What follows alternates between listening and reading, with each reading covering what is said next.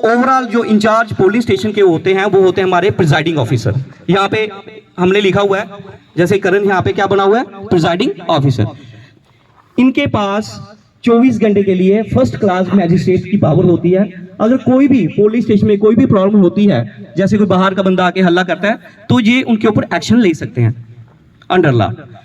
तो ये पूरे पुलिस स्टेशन को संभालेंगे। इनके साथ इनकी टीम में होंगे पोलिंग ऑफिसर 1 जिनको हम P1 बोलते हैं, polling officer 2 P2, polling officer 3। आप यहाँ पे देख रहे होंगे 3 यूनिट पड़े हुए हैं। सबसे पहला यूनिट है कंट्रोल यूनिट। कंट्रोल यूनिट की क्या वर्किंग है, ये कंट्रोल यूनिट P3 के पास रहता है। इसके ऊपर कुछ बटन्स होते हैं, वो बटन जब P3 दबाएगा तो वोटिंग वहां पे कास्ट होगी। वोटर आएगा, अपने कैबिन में जाएगा, सीक्रेसी वोटिंग होती है, वहां पे जाएगा और वोट डालेगा। इसी तरह हमारे पास एक होता है वैलिड यूनिट। वैलिड यूनिट क्या होता है, जितने भी कैंडिडेट कंटेस्ट कर रहे हैं इलेक्शन, उनके लिए एक एक बटन बना होता है, उनकी पार्टी का निशान होता है और उनका नाम होता है। जिसको वोटर चाहे उसको वोट डाले, वो अपने सीक्रेट यूनिट में जाके उधर डालेगा। इसके साथ आप देख रहे हो बीपी पैड। बीपी पैड क्या होता है, voter verifiable paper audit trial. इसमें क्या होता है, जैसे आपने वोट डाला, सपोज करो आपने पार्टी ए को वोट डाला, तो पार्टी ए का जो मेंबर होगा, जो खड़ा होगा, जो कैंडिडेट, उसका वहां पे पार्टी का निशान आएगा, सिंबल, और उसका नाम शो होगा, ताकि वोटर को पता चले कि मैंने जहां पे वोट डाला है वो उसी को गया है जिसको मैंने वोट डाला हुआ है। तो अभी आपके सामने यहाँ पे परफॉर्म किया जाएगा। सामने एजेंट्स खड़े हैं, ये पार्टी के एजेंट होते हैं, लोकल होते हैं। इनको पता होता है कि गांव का कौन सा बंदा वोटर लिस्ट में है, क्या वही बंदा वोट डालने आ रहा है या कोई और आ रहा है। इसके साथ हमारे पास यहाँ पे आंगनवाड़ी और आशा वर्कर भी होते हैं। वो इसलिए होते हैं कि अगर कोई ओल्ड एज पर्सन आता है या किसी को दिक्कत आती है तो वो उनकी हेल्प करते हैं। अभी आपके सामने हमारे वोटर आएंगे, वो कैसे यहाँ पे परफॉर्म करते हैं, ये हमारे पोलिंग ऑफिसर ड्यूटी, और वोटर कैसे वोट डालता है वो आप यहाँ पे देखेंगे। सबसे पहले वोटर आएगा, वो जाएगा सबसे पहले P1 के पास। अब P1 के पास जाने से पहले हमारे एजेंट देखेंगे क्या ये जो वोटर आया है जी गांव का है, इसका बोर्ड बना हुआ है, क्योंकि BLO बोर्ड बनाता है। उसने जिनके बोर्ड बनाएंगे वो वोटर लिस्ट में होंगे। वोटर लिस्ट सभी एजेंट के पास होगी, P1 के पास होगी और P2 के पास होगी और PO के पास भी होगी। अब ये एजेंट देखेंगे क्या इनका नाम वोटर लिस्ट में है, क्योंकि इनके पास भी आई कार्ड होगा, आधार कार्ड, पैन कार्ड, जिसपे फोटो लगा होगा वो आई कार्ड होगा। तो ये लोकल होंगे, ये ऐसे चेक कर लेंगे, इन्होंने चेक किया कि है। अब वोटर कहाँ जाएगा, P1 के पास। P1 इनकी आइडेंटिटी चेक करेगा, आधार कार्ड लाया उसने, वो दिखा रही है, वो मैच कर रहा है, क्या फोटो जो है सेम है, चेक किया, लिस्ट में चेक किया, नाम है, वो वहां पे उसको एंड सर्कल करेगा इनके नाम के आगे, और फिर इनको फर्दर भेजेगा P2 के पास। अब ये P2 के पास जाएगी, P1 P2 को बोलेगा इनका सीरियल नंबर इतना है। P2 अपनी 17A रजिस्टर पे उसको इंटर करेगा और उनके साइन करवाएगा। साइन इसलिए करवाना जरूरी है कि ताकि बाहर जाके ये बोलेंगे कि मैंने वोट नहीं डाला, तो उसके लिए हमें एविडेंस चाहिए। वो एविडेंस होता है इनके सिग्नेचर 17A पे, और एक इंक लगती है, वो यहाँ पे सिग्नेचर करवाएगा। सिग्नेचर करवाने के बाद वो एक स्लिप बनाएगा, इनकी आइडेंटिटी की एक स्लिप बनाएगा। वो स्लिप ये इनको देंगे और साथ में इनको इनकी लेफ्ट हैंड के इंडेक्स फिंगर पे इंक लगाएगा। इंक इस तरह से लगती है कि वो आधी नेल पे होती है और आधी स्किन के ऊपर होती है, ताकि वो कम से कम 5-6 दिन इंक रहे। अब इन्होंने स्लिप ली, जे चलेंगे P3 के पास। P3 इनकी स्लिप लेगा, स्लिप को अपने पास रखेगा और इनको भेजेगा इनके जो सीक्रेट बैलेट यहाँ पे पड़ा हुआ है वहां पे वोटिंग करने के लिए। ये अपने कैबिन में जाएंगे। जो हमारा P3 होगा वो अपने कंट्रोल यूनिट पे एक बटन लगा होगा बैलेट का, उसको वहां से प्रेस करेगा तो उधर बीप साउंड आएगी, बीप की बीप होगा तो वो वहां से मशीन ऑन हो जाएगी बैलेट यूनिट वाली, वो अपना वोट कास्ट करेगा।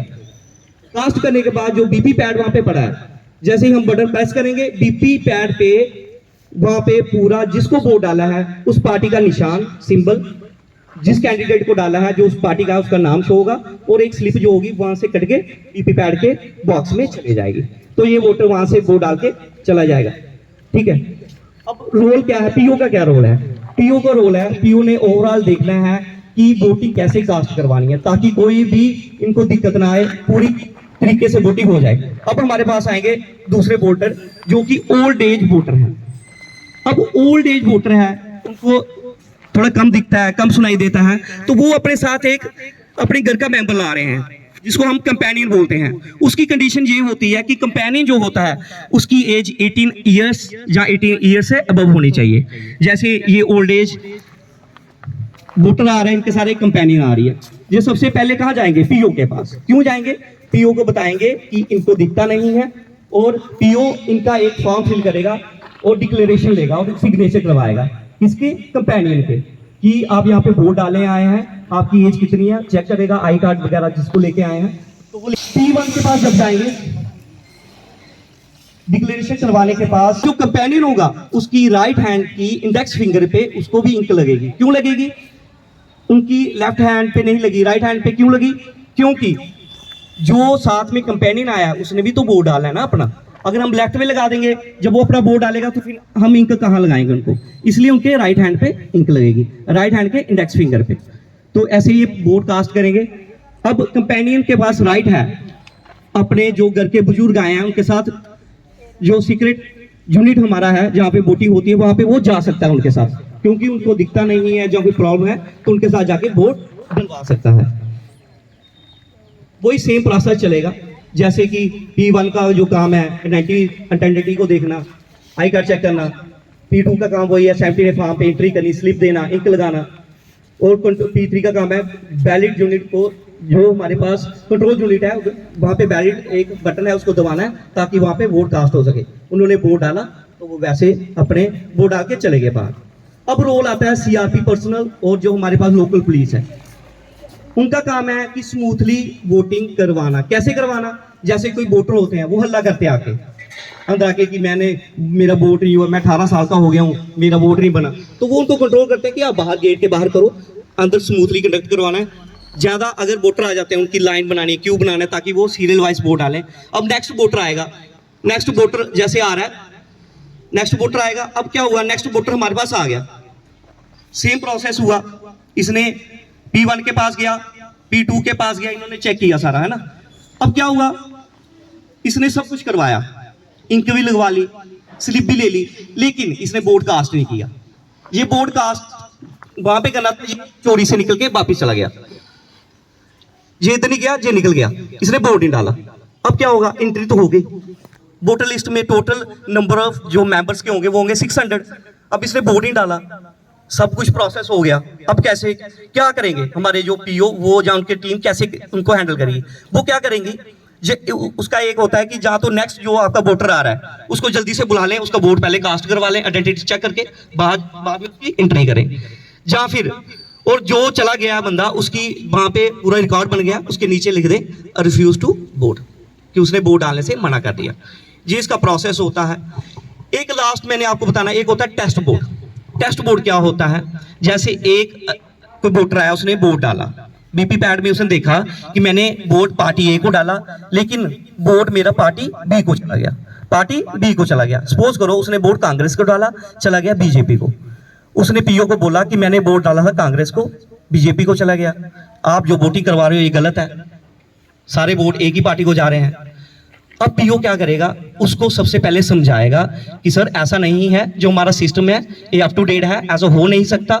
हाँ, अगर आपको प्रॉब्लम है, आप हमारी वोटिंग प्रोसेस को रोक रहे हो, अगर आप की बात सही निकली तो हम वोटिंग को रोक देंगे, अगर आप गलत निकले तो आपको 6 महीने की सजा होगी और 2000 रुपया फाइन होगा। आप सोच लीजिए, अगर आपने अभी प्रोसेस बंद करवा के फिर से वोट डलवाना है अपना, तो ये पूरी प्रोसेस को आपको देख के चलना पड़ेगा। और हमारे जो पीओ साहब होंगे वो क्या करेंगे? डिक्लेरेशन बनाएंगे उनकी कि इस बंदे की ये प्रॉब्लम है, तो ये चाहता है कि मैं फिर से उसको वोट करूं, तो ये डिक्लेरेशन साइन करवाएंगे उसका। अगर वो सही निकला तो वोटिंग बंद हो जाएगी, जो वोट कास्ट करे उधर ही रुक जाएगी। अगर वो गलत निकला तो उसको एसएचओ को इन्फॉर्म करेंगे, फॉर्म फिल करेंगे और उसकी कंप्लेंट करेंगे। पार्टी आएगी, जैसे हमारे पास लोकल पुलिस है, वो उस बंदे को लेके चले जाएगी। तो ऐसे हमारी वोटिंग होती है। ये इसलिए आपको बताया जा रहा है कि आने वाले समय में आप सभी वोटर बनेंगे। आपको नॉलेज होना चाहिए कि 18 साल के बाद आप वोटिंग कर सकते हो। आपका बोर्ड बनना चाहिए, बोर्ड आपका बीएलओ बनाएगा। जैसे हमारे स्कूल में 2 पोलिंग स्टेशन है, एक में जो बीएलओ है वो अंकित शर्मा है हमारे स्कूल के, तो वो बोर्ड बनाते हैं। और बीएलओ का बहुत सारा काम होता है। इसके अलावा वोटर देखने कितने हैं, कितने नए आए, कितने पुराने। उसके साथ आप देखते होंगे जब वोटिंग होती है लास्ट में शाम को हमें पता चलता है कि कठुआ कॉन्स्टिट्यूंसी में 70% वोटिंग हुई। वो 70% कैसे पता चलता है कि वोटिंग 70% हुई? वो इस तरह से पता चलता है जैसे हमारा P1 है ना,